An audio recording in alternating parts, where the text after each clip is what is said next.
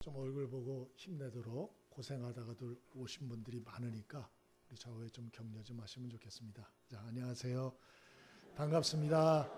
예, 건강하시고 승리하십시오. 예, 오랜만입니다. 예, 하나님이 꼭 기도응답 주시기를 바랍니다.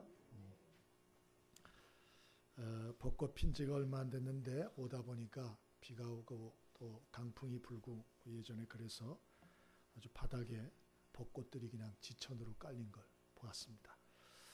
어떤 분이 벚꽃 예찬을 하는 걸 들었습니다. 그러면서 벚꽃같이 살다가 가고 싶다. 뭔 소린가? 그리고 이렇게 자세히 좀 글을 봤더니 보통 꽃은 피었다가 이렇게 참 아름답게 자기 자태를 뽐내고 나중에는 시들어서 흉측한 모양이 돼서 쓰레기처럼 이리 뒹굴고 저리 뒹굴고 보통 그런다는 거예요. 근데 벚꽃은 안 그렇다는 거예요. 필 때도 참 아름답지만 질 때가 더 아름답다는 거예요. 이 질 때는 더 확 펴가지고 나중에 물론 우수수 떨어지긴 합니다만은 그 떨어진 모양도 이쁘다는 거예요. 이쁘다. 그러고 보니까 뭐 그런 것 같기도 해요. 같기도 한데 참 여러분 벚꽃이 생명이 짧은 것 빼고는 저와 여러분들의 인생이 처음도 아름답고 나중도 아름답게 끝나는 축복이 있게 되길 바랍니다. 성경에도 보면 그래요.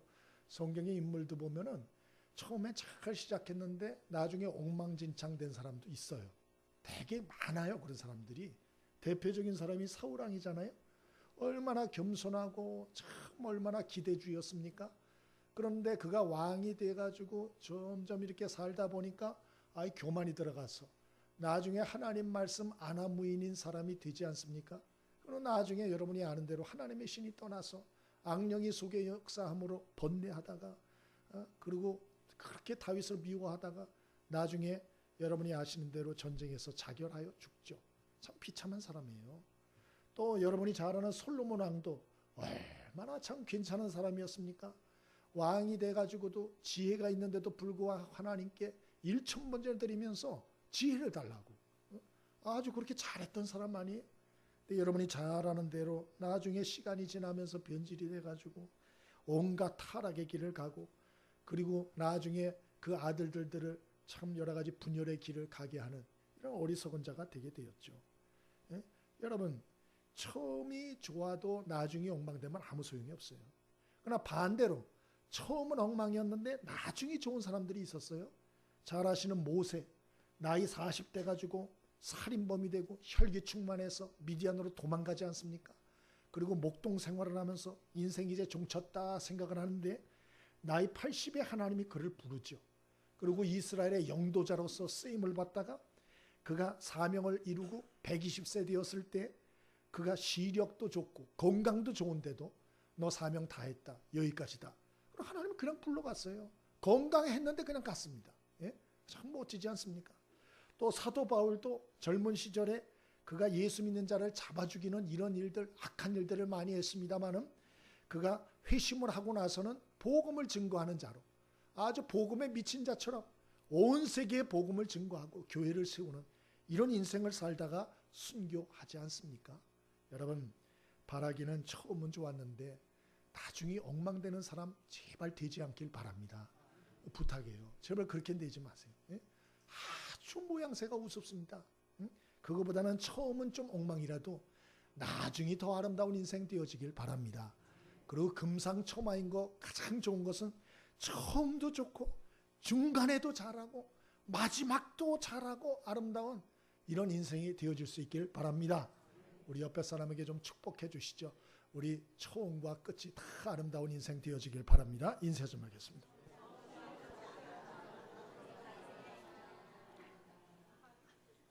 벚꽃을 닮으셨네요. 옆에 인사 한 번 더 하겠습니다. 벚꽃 닮으신 것 같습니다. 예, 오늘 나가시면서 벚꽃 떨어진 거 보실 거예요. 뭐라 그러지 말고 우리도 좀 벚꽃처럼 처음과 끝이 아름다웠으면 좋겠습니다. 자, 그러면 어떻게 하면 우리가 참 이렇게 끝까지 아름다운 인생을 정말 살 수 있을까? 그게 소원인데 어떻게 하면 좋을까? 1절 같이 한번 읽어봅니다. 1절 함께 같이 읽어봅니다. 1절 자 시작. 우시아 왕이 죽던 해에 내가 본즉 주께서 높이 들린 보좌에 앉으셨는데 그의 옷자락은 내 성전에 가였고. 아멘. 첫 번째로 오늘 이 말씀, 우리가 잘 아는 하나님께서 이사야를 선지자로 부르는 모습이거든요.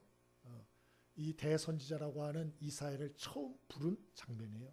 오늘 이 모습을 통해서 우리가 어떻게 할 때 우리가 초심을 잃지 않고 끝까지 우리가 하나님 앞에 아름다운 인생, 사람들 앞에 아름다운 인생을 살 수 있을까 배우는데요. 그것은 하나님을 바라보라는 거예요. 하나님을. 여러분 끝까지 하나님 바라볼 수 있게 되길 바랍니다. 1절은 이렇게 시작합니다. 우시야 왕이 죽던 해에. 그렇게 시작해요. 우시야 왕이 죽던 해에. 우시야 왕은 누구나 남조 유다의 10번째 왕이었습니다. 그리고 이분은 52년 동안 나라를 통치했어요. 그리고 나라를 잘 다스렸습니다. 그래서 나라를 정치, 경제, 외교적으로 튼튼히 세운 왕이에요. 솔로몬 왕 후로는 가장 뛰어난 왕이라고 얘기되어지는 사람 중에 하나입니다. 그래서 이 사람은 당시에 유다 백성들이 흠모하던 사람이요, 아주 의지하고 소망 삼던 왕입니다. 그런데 이렇게 참 유다 백성들이 흠모하고 의지하던 우시야 왕이 병에 걸렸어요. 그리고 낫겠지 했는데 10년째 투병을 하다가 그냥 죽어버린 거예요. 그래서 백성들이 굉장히 마음에 이런 참 여러 가지 아쉬움과 안타까움이 있었고, 더군다나 이 우시야 왕은 이사야의 사촌입니다. 사촌. 그래서 이 우시야 왕이 죽었다 하는 것은 나라적으로도 위기고, 주변 나라들이 가만두겠어요? 이 나라가 앞으로 어떻게 흘러갈까? 이거 정말 큰일 났다. 이런 나라적으로도 백성들이 참 이런 밑동 구석이 무너져서 막 불안해하고 있던 상황이고, 이 여러분이 아시는 이사야도 이제 큰일 난 거예요. 요시야 왕이 죽었으니 어떤 일이 벌어질지 모르는데 정적들에 의해서 이 이사야도 제거될 수가 있거든요. 그동안 믿었던 구석이 다 무너진 거예요. 사실은 어떤 의미에서 우리도 살다 보면 이런 믿었던 삶의 터전이 무너지는 것 같은 이런 위기와 어려움과 절망을 경험할 수가 있어요. 여러분 이럴 때 너무 낙심하지 않게 되길 바랍니다. 너무 절망하지 않게 되길 바랍니다. 왜 그러나 하나님이 계시기 때문에. 여러분 예수 믿는 사람들도 어려움 안 겪습니까? 어려움을 겪습니다. 그러나 끝까지 우리가 아름답게 신앙의 삶을 살 수 있는 비결은 뭐냐? 딴 게 없어요. 하나님을 바라봐야 돼요. 오늘 우시야 왕의 죽던 해에 하나님은 이사야의 눈을 열어주셨습니다. 영안을 열어주셨습니다. 그리고 성전에 계신 하나님을 보게 하십니다. 그러므로 저와 여러분도 어떠한 일들이 있다 할지라도 절망부터 하지 말고 이젠 끝인가 보다, 여기까지인가 보다 이렇게 자포자기하지 말고 하나님을 바라볼 수 있게 되길 바랍니다. 하나님을 바라보세요. 하나님을. 자기만 보고 다른 사람 보고 환경이나 보니까 자꾸 한숨이 나오지요. 자꾸 절망이 나오지요. 앞이 캄캄하지요. 자기 보니까 그래요. 사람을 보니까. 하나님을 보세요. 하나님을. 그러면 오늘 이 이사야에게 계시하신 하나님은 어떤 하나님이십니까? 우리가 바라봐야 할 하나님은 어떤 하나님입니까? 첫 번째로 만왕의 왕이신 하나님이세요. 1절에 보니까 주께서 높이 들린 보좌에 앉으셨다. 그렇게 돼 있어요. 5절에는 만군의 여호와이신 왕을 배웠음이로다. 그렇게 말했어요. 낙심한 이사야에게 계시하신 하나님은 어떤 하나님이십니까? 높이 들린 보좌에 앉으신 하나님. 이 말은 뭡니까? 만왕의 왕이신 하나님, 온 세상의 주인이신 하나님, 역사의 주인공이신 하나님, 그 하나님을 바라보라. 그런 얘기죠. 비록 우시야 왕은 죽었습니다. 우시야 왕의 통치도 끝났습니다. 좋은 세월도 끝난 것 같습니다. 상황은 어려워질 것 같습니다. 힘듭니다. 그럼에도 불구하고 하나님의 통치는 끝나지 않았어요. 하나님은 죽지 않았어요. 하나님은 만왕의 왕으로 역사를 여전히 주관하고 다스리고 계십니다. 하나님은 죽지 아니하시는 영원한 왕이십니다. 우리 성경이 그걸 얘기하는 거예요. 그 하나님을 좀 보라는 거예요. 그 하나님을. 만사가 끝난 것처럼 그러지 말고. 우리가 신앙생활을 하다가 또 기도도 하다가 왜 낙심합니까? 왜 절망합니까? 왜 한숨을 쉽니까? 왜 좌절합니까? 왜 상처가 되고 왜 의욕이 떨어집니까? 그 이유는 만사가 내 생각대로 안 되니까. 내 계획대로 안 되니까, 내가 기도한 대로 일이 진행되지 않으니까 우리는 자꾸 마음이 낙심이 되는 거예요. 그런데 잊지 마세요. 우리가 만왕의 왕이 아니에요. 우리가 세상의 주인이 아니라고요. 우리가 나의 구원주가 아니에요. 하나님이 우리의 구원자이세요. 하나님이 만왕의 왕이세요. 하나님이 온 역사의 주인이세요. 믿게 되길 바랍니다. 우리는 내일 일도 알지 못하는 존재예요. 여러분은 내일 무슨 일이 일어날지 압니까? 1년 후에 무슨 일이 일어날지 압니까? 몰라요. 그러므로 하나님을 신뢰하세요. 하나님은 영원한 미래를 보고 계세요. 우리의 삶을 간섭하고 계세요. 그 만왕의 왕이신 하나님을 인정하고 신뢰하고 바라볼 수 있게 되길 바랍니다. 몽골 국제대학의 권오문 총장이란 분이 계십니다. 이분은 원래 우리나라에서 몽골에 갈 때 CCC에서 파송된 선교사로 갔어요. 그래서 이분의 꿈은 뭐냐, 계획은 몽골의 대학들을 다니면서 거기 대학생들을 선교해가지고 선교된 채 CCC를 세우겠다. 이게 꿈이었습니다. 그런데 생각지도 않게 이분이 어느 날 길거리를 지나가는데 아이들이 학교를 안 가고 노는 거예요. 그러니까 하나님 마음을 주는 거. 아우, 쟤들 저러면 안 되는데, 저러면 안 되는데. 그래서 걔들을 위해서 학교를 세웁니다. 그래서 그 길거리 아이들 가르치는 학교를 시작합니다.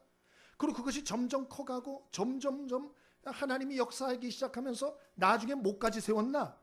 몽골 국제대학까지 세웠어요. 몽골에서 상당히 큰 학교라고 그러더라고요. 미국하고도 연계해가지고 유학생도 이렇게 파송하고. 근데 여러분, 이분이 하는 얘기가 그거예요. 내 인생의 가장 큰 축복은 무엇인가? 내 계획대로 모든 일이 안 된 게 가장 큰 축복이었다. 그렇게 말해요. 여러분은 여러분의 생각대로 되면 잘 될 것 같아요?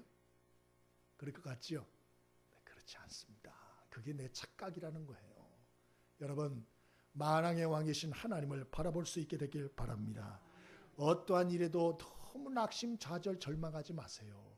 하나님의 뜻이 있어요. 하나님의 계획이 있어요. 하나님의 인도하심에 모든 길이 있다는 걸 잊지 않게 되길 바랍니다.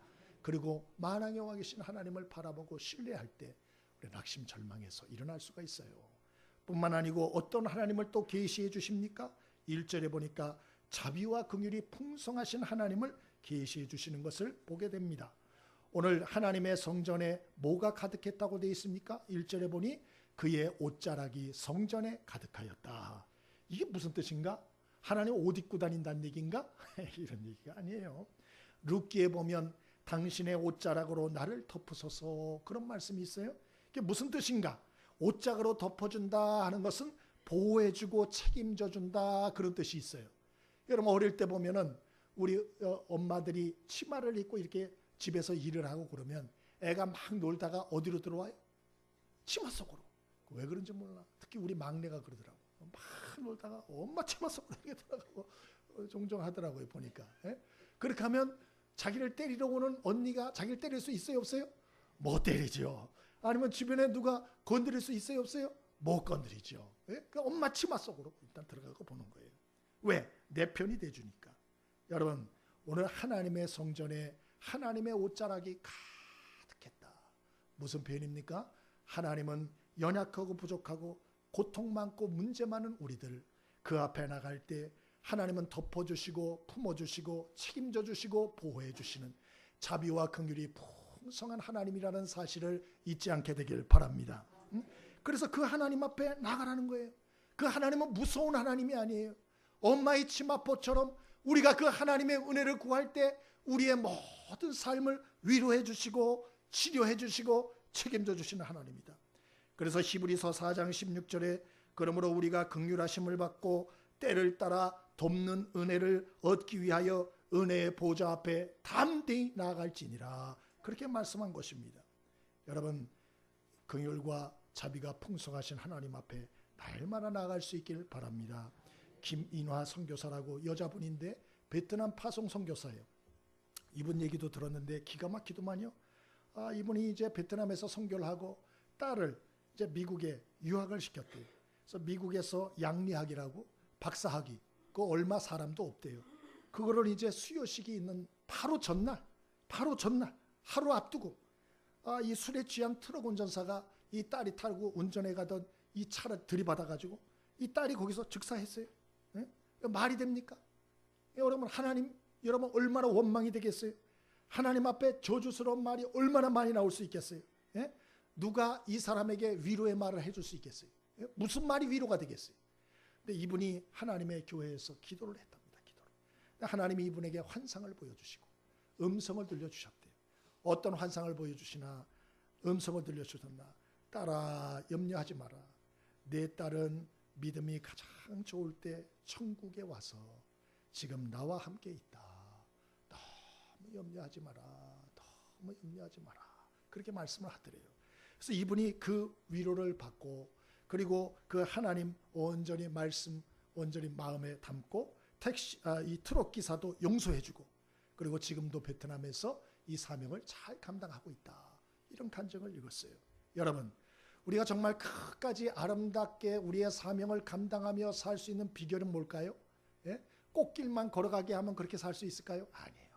세상은 꽃길이 없어요. 다 험난한 길을 우리가 가게 돼 있다고요. 사람마다 다 몫에 대인 십자가가 있어요. 무거운 짐들이 있어요.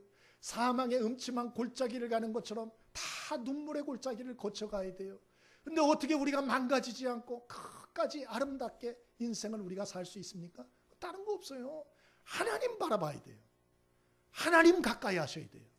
아멘이십니까? 그래서 여러분, 특별히 어려움 겪는 분들은 하나님의 교회 자주 오세요. 부탁이에요, 여러분. 예? 좀 자주 오세요. 아니, 뭐 그렇게 교회를 가끔 옵니까? 날마다 오는 사람도 있는데. 그래서 좀 자주 오세요. 자주 오셔서 기도 좀 하세요. 사람 없을 때 여기 와서 좀 우세요. 하나님 도와달라고, 하나님 은총을 베풀어 달라고. 그렇게 여유만만 합니까? 그렇게 살만 합니까? 기도 안 해도 살 수 있어요? 아니, 그렇지 않아요. 하나님의 은혜와 자비하심과 긍휼을 받아야 우리는 날마다 살 수 있는 존재예요. 잊지 않게 되길 바랍니다. 그 은혜의 보좌 앞에 담대히 나오세요. 자주 나오세요. 여러분, 자손들에게도 성전 자꾸 가까이 하도록 가르치세요. 예? 엄마 합격했어. 이래도 그래, 빨리 집에 와라. 갈 곳이 있다. 어디해요? 나 친구랑 극장 가기로 했는데. 아니야, 집에 와. 데리고 교회 와서 감사 기도 할 수 있게 되길 바랍니다. 어려운 일을 당해도 데리고 교회 와서 하나님 앞에 눈물로 기도하시고, 하나님 그 얼마나 아름답게 보는지 몰라요. 근데 어려울 때는 오는 것 같아. 근데 기쁜 일이 있고 하나님이 응답해주면 안 와. 놀러 다니라고 바빠. 하나님 마음 중심을 보세요. 여러분, 하나님을 바라보는 신앙생활 할 수 있게 되길 바랍니다. 마음을 곧게 쓰셔야 돼요. 우리 옆에 사람에게 인사하십시다. 우리 마음을 곧게 씁시다. 정말 마음을 하나님께 드리세요. 하나님을 마음 중심으로 바라보십시오. 하나님의 은혜를 부어주십니다. 아멘이십니까? 오늘 이사야를 통해서 가르쳐주는 게 그거잖아요. 우시아가 죽던 해에, 믿던 거 무너지는 그 해에 하나님이 눈을 열어서 성전 보좌 위에 계신 하나님을 보게 하시더라. 그거예요. 두 번째로, 어떻게 우리가 끝까지 잘하는 아름다운 인생을 살 수 있을까요? 5절을 읽어봅니다. 5절 함께 읽습니다. 자, 시작. 그때 내가 말하되 화로다 나여 망하게 되었도다. 나는 입술이 부정한 사람이요 나는 입술이 부정한 백성 중에 거주하면서 만군의 여호와이신 왕을 배웠음이로다 하더라. 아멘. 첫 번째로는 중심을 다해서 하나님을 바라보셔야 돼요. 두 번째로는 좀 자신을 깨달으셔야 돼요. 자기를 깨달아라. 오늘 영안이 열려서 하나님의 영광을 바라본 이사야, 첫 고백이 뭐나? 첫 번째 고백이 화로다 나여 망하게 되었도다 그랬어요. 화로다 나여 망하게 되었도다. 끝까지 우리가 하나님과 사람 앞에 잘하는 인생 살려면 자신을 깨달아야 된다는 걸 알려주는 거예요. 베드로도 예수님을 누가복음 5장에 처음 만났을 때 주여 나는 죄인으로소이다 나를 떠나소서 그렇게 말했던 걸 기억해요. 그러므로 여러분, 하나님 앞에 내가 어떤 존재인지를 꼭 깨달을 수 있게 되길 바랍니다. 하나님 앞에 나는 어떤 존재인가? 망할 수밖에 없는 죄인이라고 성경은 말해요. 망할 수밖에 없는 죄인이라. 요한복음 3장 16절에도 그렇게 말씀하죠. 하나님이 세상을 이처럼 사랑하사 독생자를 주셨으니 이는 저를 믿는 자마다 멸망치 않고 영생을 얻게 하려 하심이라. 왜 예수님 주셨나? 멸망하지 않게 하려고. 로마서 3장 23절에도 모든 사람이 죄를 범하였음에 하나님의 영광에 이르지 못하더니, 우리는 다 죄인이라는 거예요. 그래서 하나님의 영광에 이를 수 없다. 근데 문제는 이거 잘 몰라요. 자기가 죄인이라는 걸 몰라. 왜 모를까? 이게 죄 많은 세상에서 죄 많은 사람들하고만 같이 살다 보니까 자기가 거룩하신 하나님 앞에 얼마나 큰 죄인인 걸 모르는 거예요. 예? 이게 참 기가 막힌 거예요. 죄인들하고만 살다 보니까 자기가 죄인이라는 걸 몰라요. 오늘 이 거룩하신 하나님 앞에 오늘 이사야는 특별히 어떤 죄를 고백합니까? 얘기를 하는 것이, 나는 입술이 부정한 사람입니다. 나는 입술이 부정한 자들에게 사이에 거하며 입술이 부정한 죄인입니다. 그렇게 고백했어요. 아니, 왜 이런 고백을 했을까? 이사야는 보았어요. 하나님을 호위하는 천사들이 있는데, 이 스랍이라고 하는 특별한 천사들이에요. 이 불타는 형상이라고 성경은 말하고 있는데, 이들이 하나님 앞에서 어떻게 섬기나? 우선 날개가 6인데 둘 가지고는 얼굴을 가렸다 그랬어요. 겸손이에요. 겸손. 하나님 앞에 절대 겸손을 가지고 하나님을 섬겨요. 그리고 하나님을 찬송했다 그랬어요. 뭐라고 찬송했나? 거룩하다 거룩하다 거룩하다 만군의 여호와여, 그의 영광이 온 땅에 충만하도다 라고 찬양을 하는데, 이 찬양 소리에 문지방이 요동했다 그랬어요. 이게 이사야가 충격을 받은 거예요. 와, 이 천사들의 말과 찬양이 능력이 있구나. 이걸 보면서 자기를 본 거예요. 야, 나는 그동안에 이익 가지고 부정적인 말, 쓸데없는 말, 사람을 정죄하는 말, 상처 주는 말, 그리고 너무나 허접한 말들, 능력 없는 말들 너무나 많이 했구나. 원망불평하는 말, 내 자랑하는 말, 쓸데없는 말을 너무 많이 했구나. 그리고 하나님의 명령을 너무 거역하며 내 멋대로 살았구나. 하나님을 섬기는 천사들을 보면서 그걸 느꼈던 거예요.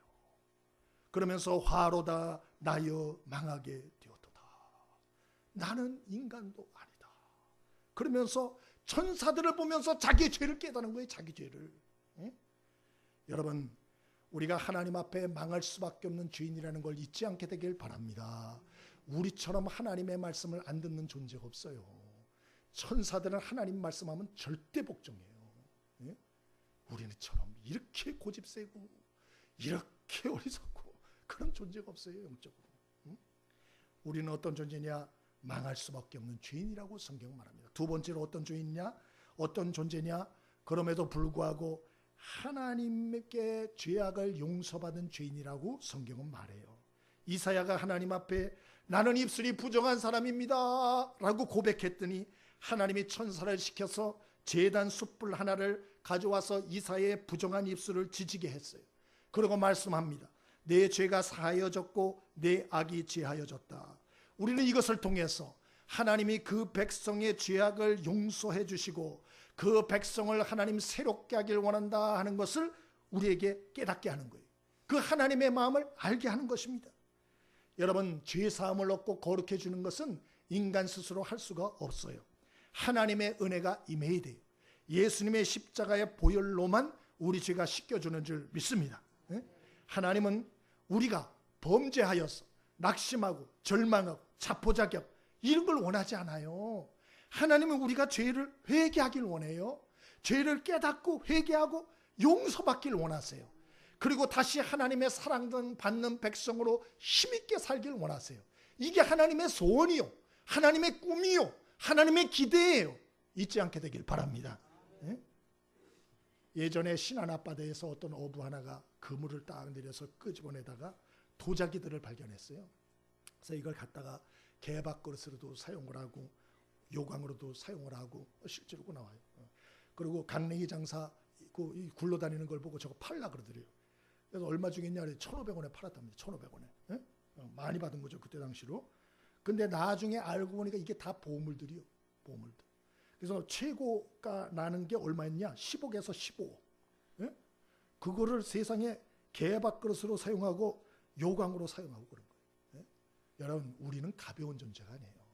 여러분 자신을 너무 자학하고 가볍게 생각하지 마세요. 예? 아, 나 같은 거 살 필요가 없어. 아유, 빨리 죽는 게 낫지. 무슨 소리를 하고 있어요 지금?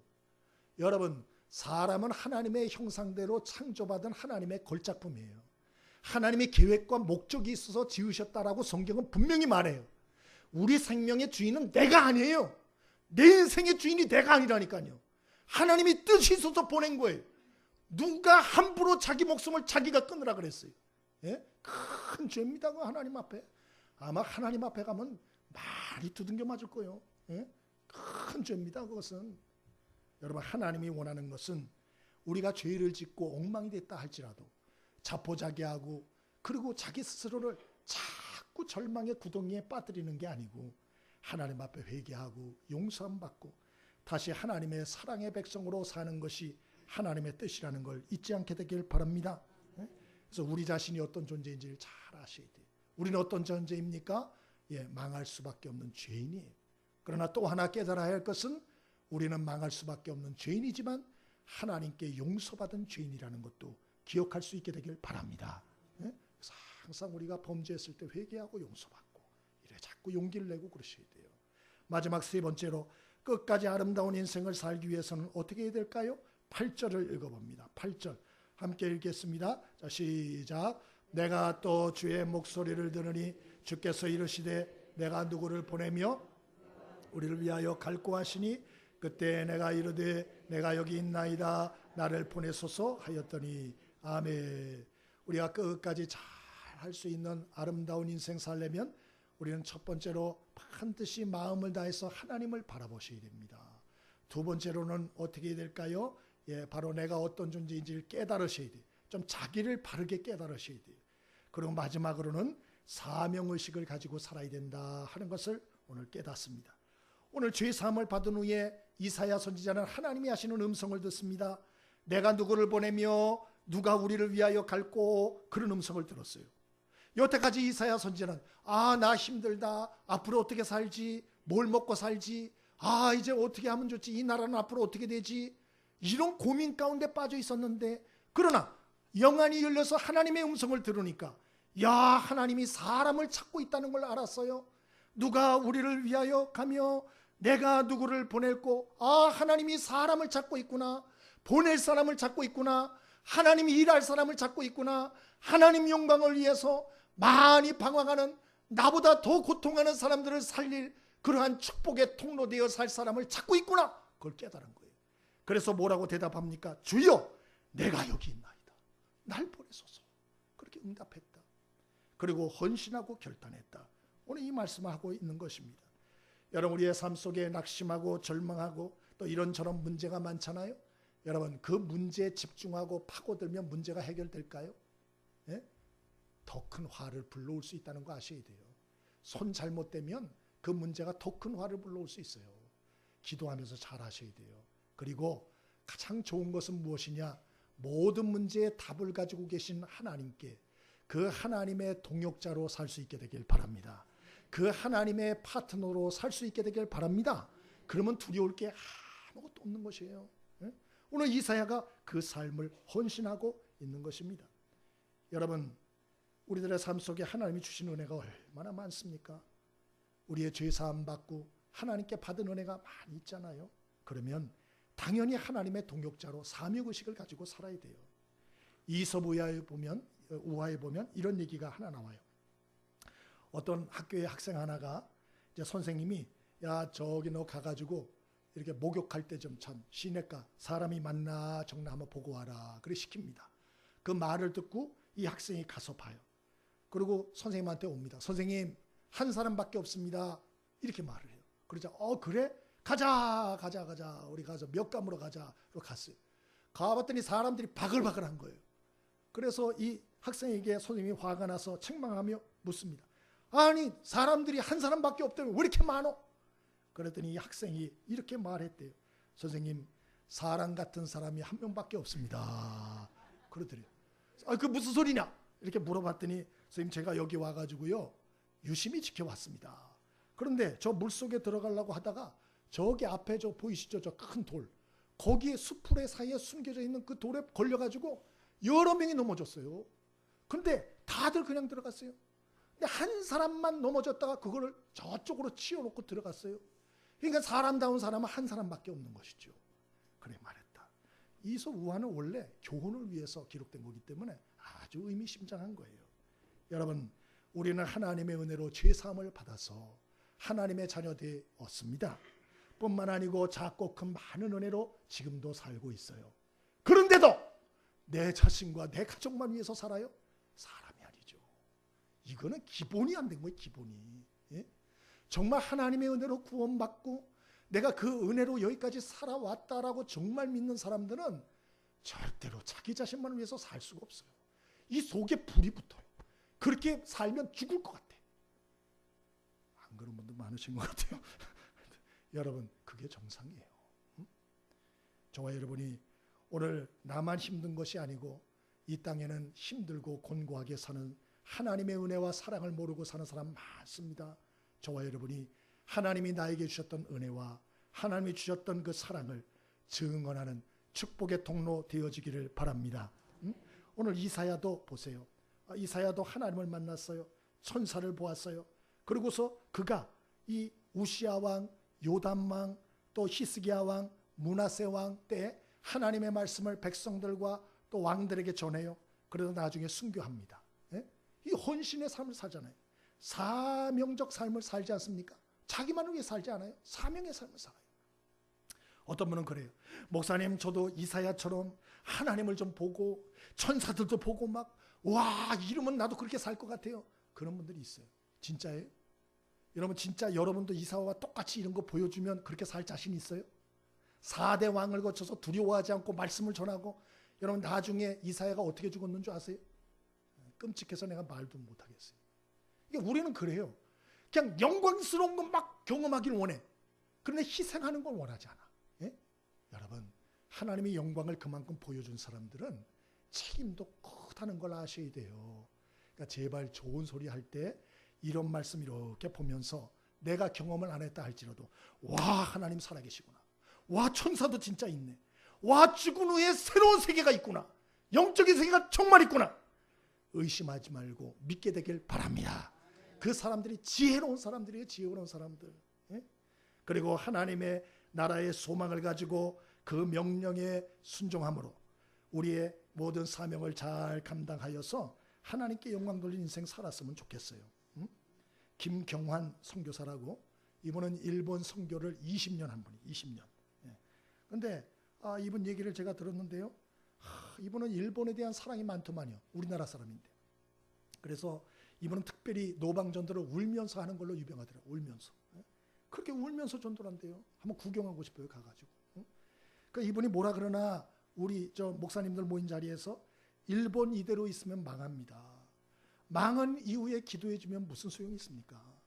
다 망하고 다 죽고 다 심판받고 그리고 세상 떠난 후에 눈물로 기도해 주면 무슨 소용이 있습니까? 생명이 있을 때 위에서 좀 일본을 불쌍히 여기고 기도해 주십시오. 그런데 마음이 좀 뭉클뭉클하더라고요. 그 얘기를 듣는데, 여러분, 이분이 일본에 와서 전도하려면 먹을 거 가져올 필요가 없대요. 일본 먹을 거 주면서 전도하면 경찰이 잡혀가는 수가 있대요. 절대 받지도 않고 줘서도 안 된대요. 또 뭐 의약품 나눠주고 그러면 일본은 의약품 좋은 게 더 많아요. 갔다가 사오잖아요. 뭘 준다는 소리예요 도대체 일본에 가서. 일본은 필요한 건 딱 하나밖에 없어요. 십자가와 부활의 복음이에요. 이거밖에 없다는 거예요. 회개하지 않으면 당신들 이대로 살면 망합니다. 예수 믿어야 됩니다. 예수 믿어야 구원받습니다. 예수 믿어야 죄 용서받습니다. 빨리 돌이키지 않으면 망합니다. 이거밖에 없어요. 이거밖에. 그래서 단기 선교 가는 팀들한테 이 목사님이 얘기를 해서 항상 전도를 한다 그래요. 일본은 여러분 요번에 나온 걸 보니까 복음화율이 0.3%예요. 예전에 1%라 그랬는데 1%가 안 되더만요. 0.3%. 그러니까 99.7%가 예수를 안 믿어요. 그러니까 예수의 예자도 못 듣고 죽는 사람이 일본에 굉장히 많은 거예요. 굉장히. 그러니까 단기 선교 일본에 좀 많이 오라고 그러더만요. 그래서 이분이 단기 선교팀한테 항상 가르쳐 주는 건데 일본어. 그래서 제가 적어왔어요. 미나상, 여러분, 예수사마, 예수님 신지때 믿으세요. 구다사이 꼭 그럼 부탁하는 거예요. 그러니까 미나상, 예수사마, 신지때 구다사이 외울 수 있죠? 못 외우시겠어요? 일본 선교 못 가겠네. 저 어떻게? 미나상, 예수 사마, 신지때 구다사이. 자, 한번 옆에 사람에게 한번 해보겠습니다. 옆에 사람 보면서 다시 한번 미나상 예수사마 신지떼 구다사이. 자, 한 마리 한번 더 하자. 시작. 미나상 예수사마 신지떼 구다사이.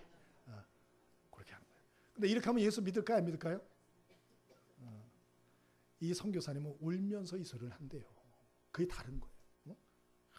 미나상 예수사마 신지떼 구다사이 이렇게 한다는 거예요. 본인이 그 얘기를 하시더라고요. 뭐 가슴이 울리더라고요.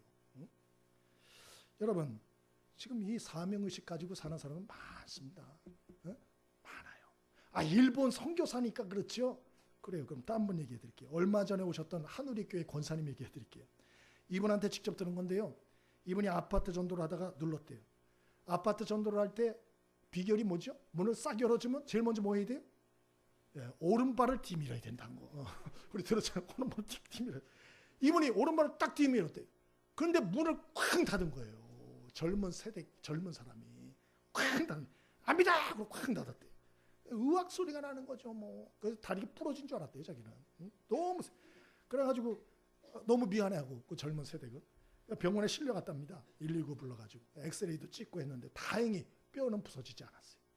대신 이 근육들이 너무 많이 붓고 막 찢어지고 이래가지고 이제 방기부스를 이렇게 하셨대요. 근데 여러분 같은 경우는 괘씸해요, 안 괘씸해요? 괘씸하죠? 근데 이분은 자기가 기뻤다 그러더라고요. 한 영혼을 구원하기 위해서 썩는 미랄이 된다는 것이 이거구나. 그리고 그분이 다음 날 나와가지고요. 또 쫓아갔대요. 그 집에. 쩔룩거리면서 갔대요. 그랬더니 그 젊은 여성이 웃더래요. 왜 웃었을까요? 미안하고 또 어이가 없어서. 도대체 이 여자는 뭐야? 어이가 없는 거죠, 너무. 들어오라 그러더래요, 들어오라고. 그래서 마음을 열고 대화를 했답니다. 그래서 예수 믿게 됐대요. 할렐루야. 여러분, 진짜 이 사명의식을 가지고 사는 사람들 많이 있습니다. 여러분, 남은 여생 우리가 어떻게 살아야 할 것인가? 어디에 힘을 쏟고 살아야 할 것인가? 대충 살지 마십시오. 그렇게 대충 살기에는 우리의 인생이 너무 값져요. 너무 아까워요. 여러분, 그렇다고 여러분 보고 선교사 되라. 아까 그 권사님처럼 아파트에 발 디밀어서 다 제 이런 소리 아닙니다. 그 얘기가 아니고 우리 있는 삶의 현장에서 좀 이러한 사명의식을 가지고 살자 그런 얘기예요. 사명의식을 가지고 살자. 사명의식을 가지고 사는 거고 안 하는 거 천지차이예요. 예를 들어서 여러분 교회에서 국수 삶는 거 하나도 사명의식을 가지고 삶는 거하고 그냥 맨날 국수만 삶으라 그래 이렇게 하는 건 틀린 거예요. 사명의식을 가지고 삶는 사람은 틀린 거예요. 이걸 먹고 혹시나 오늘 교회에 억지로 끌려왔는데 이 국수를 배고픈 김에 한번 먹어봐가지고 너무 맛있네 이렇게 하고 다음 주에 한번 또 가자 이러고 와가지고 또 예수 믿을 수 있잖아. 좀 이런 마음으로 국수도 좀 한번 끓여보라는 거예요. 아멘이십니까? 그러니까 사명의식을 가지고 좀 하자는 거예요. 실제로 그런 사람이 있어요. 우리 교회에도 국수 맛있다고 오는 분들이 있어요. 근데 우리 교회 국수가 맛있어요? 맛없어요? 나는 하도 먹어서 그런지 뭐 별로 맛있는지 모르겠어요. 솔직히 나는 하도 먹어가지고 별로 뭐 그런데 맛있대요. 그렇게 국수 맛 그거 따라가지고 몇 번 이렇게 오다가 장로님, 집사님 아는 척하고 막 이렇게 하다가 친해져서 예수 믿게 될 줄 어떻게 알아요? 좀 사명감을 가지고 할 수 있게 되길 바랍니다. 차량 봉사하는 것도 주차 봉사하는 것도 안내하는 것도 청소하는 것도 어떤 일을 하든지 사명의식을 가지고 이게 복음 증거의 통로가 될 수 있다. 그런 정신을 가지고 하자. 직장 생활도 마찬가지고 가정 생활도 마찬가지인 거예요. 여러분, 저와 여러분이 오늘 이 말씀 우리 잘 새기고 하나님의 파트너와 동역자로 사는 축복이 있게 되길 바랍니다. 그러나 중요한 것은 다 알죠. 교회에서 제일 문제인 게 누구 박사라 그랬죠? 다 잊어버리셨군요. 다 안다 박사가 제일 문제라 그랬죠. 교회에서 다 알아요. 여러분 제일 문제인 사람이에요. 알면 뭐해? 행하지 않는 걸 한 가지도. 여러분 우리가 알기만 하지 말고 행하여 하나님의 복을 받는 사람들 되기를 바랍니다. 오늘 이사야는 이 하나님의 모든 모습들을 보고 그는 하나님의 부름에 응답해서 하나님이 놀랍게 사용하는 사람이 되고 그가 큰 일을 이루는 사람이 되질 않습니까? 여러분, 저와 여러분이 만왕의 왕이신 하나님을 좀 바라보시고, 그리고 그 하나님 앞에 우리의 마음을 좀 드리고 그 하나님과 동행하셔서 하나님과 사람을 감동시키고 우리의 인생이 처음보다 나중에 더 아름답게 그리고 마무리되는 귀한 축복의 역사들이 있게 되기를 바랍니다. 우리 찬송 같이 한 장 드리겠습니다. 269장